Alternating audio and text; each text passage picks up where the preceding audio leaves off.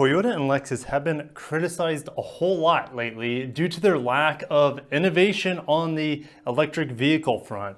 And while no one questions their pedigree when it comes to hybrids, they seem to be dragging their feet when it comes to fully battery electric vehicles. Our world is rapidly changing with the current pandemic that's going on, and with oil prices plummeting to record lows, EVs and cars in general, especially new ones, are definitely in kind of a flux, an unknown situation. And because of this, the automotive industry this year is supposed to be in the dumps. Despite all of this, Toyota is still debuting its first electric vehicles since back in 2014 they had a RAV4 EV. And at the same time, Lexus is debuting its very first EV ever alongside its Toyota brethren. Welcome back to the channel Luxurious Fleet. If you're new here, my name's Kirk, and this channel is just dedicated to covering the past, present, and future of Lexus and Toyota vehicles. So hit the subscribe button and bell icon so you don't miss out on any future upcoming videos, especially the ones where I talk about EVs. I get pretty fired up about it. And make sure to hit that like button if you want to prove to Toyota and Lexus that EVs are popular and people do want them.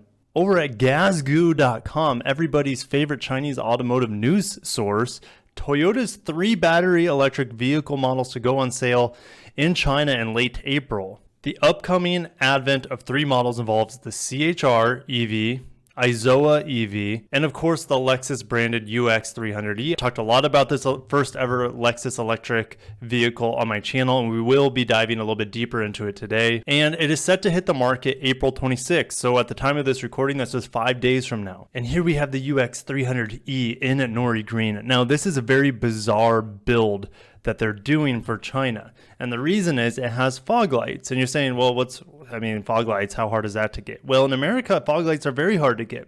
The only way you can get fog lights is if you have either the F Sport package, which it comes standard on, or the triple beam LED headlight option, which I don't think I've seen in America yet. The only other exception might be that it would come in the luxury package of the UX. Again, that's extraordinarily rare in America, but maybe that's the only package that they're going to have on this UX300E. But yeah, exclusive fog lights, which is pretty rare on a UX, at least the stateside ones. Now, I'm not going to get too much into the technology of the UX300E. I've covered that on previous videos, but I will talk about this claimed 400 kilometer driving range. This 400 kilometers range is based off the outdated NEDC estimates, and it only equates to roughly 173 miles on the United States EPA estimates and about 195 miles on the updated WLTP range, which is used currently throughout Europe.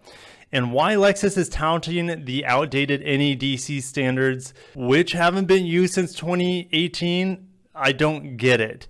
This to me is extremely misleading because these standards are no longer relevant. The real range of the CHR EV, Izoa EV, and the UX300E is not 400 kilometers.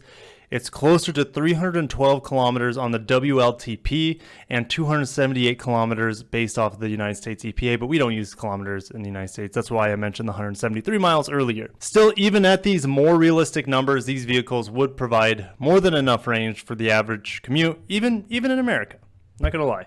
If you guys are familiar with how automakers are allowed to sell their vehicles in China, they have to team up with Chinese automakers. So GAC is a Chinese automaker, and so is FAW. So these are 2 separate Chinese automakers teamed up with Toyota. It's the exact same vehicle, they just have different names depending on whether it's a GAC Toyota or an FAW Toyota. Gotta love communism, right? Now, based off this information here, like I just said, this is identical to the UX300E. And why? Well, they're all based off the same platform, the TNGAC platform, which is shared with the Prius and the new Corolla, etc. The good news for many of my viewers is that these EVs, at least the CHR and the UX300E, will be coming to European markets later this year in 2020. And I'm hearing that Japan will get these vehicles early in 2021. Us in America, well, Lexus still thinks there is no demand for EVs, and I would expect that to be the same with the Toyota products. people who watch my channel really would like to have an EV from Toyota or Lexus. And in my opinion, Lexus is waiting for less expensive and bigger capacity battery packs to bring an electrified fleet to America. And of course, the full fruition of their EV platform with Subaru. This will, of course, give them better range and higher performance, and the UX300E with its relatively low range doesn't meet Lexus's expectations for the longer distance American driving habits. Add to the fact that unless you have a Tesla, the EV charging stations in America just isn't good enough right now, especially not for mass market EVs or mass adoption of EVs. Still, despite the less than ideal situation here in the United States, many would be extremely excited to have an EV option in the lineup from Toyota or Lexus,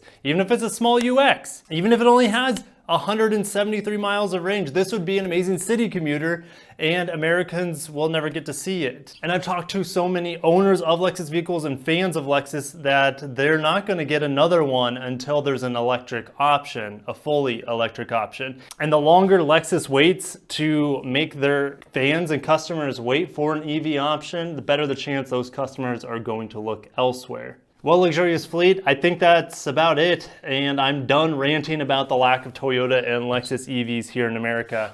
The RAV4 Prime coming this year will definitely satiate a lot of appetites out there for electric vehicles with very little range anxiety. There's really no trade-off for that vehicle. You get high performance and great efficiency, as well as a good plug-in range. And we're not going to get the first plug-in hybrid electric vehicle for the Lexus lineup until 2021. And that just feels, gosh, 2020 just started, so that's at least a year away for that NX 450h Plus hybrid. So yeah, RAV4 Prime's coming out before the NX, and it's supposed to be the same powertrain. And to me, this just gets pretty frustrating because the Toyota brand, at least recently, has been getting newer models or updated models faster and technologies and powertrains faster than the Lexus brand. So maybe I'll make a separate video on that topic. And fingers crossed, Toyota will debut their solid-state battery this summer despite the Tokyo Summer Olympics being postponed. I can't wait to chat it up with you guys down in the comments. Thanks so much for watching. Catch you guys in the next one. Peace out.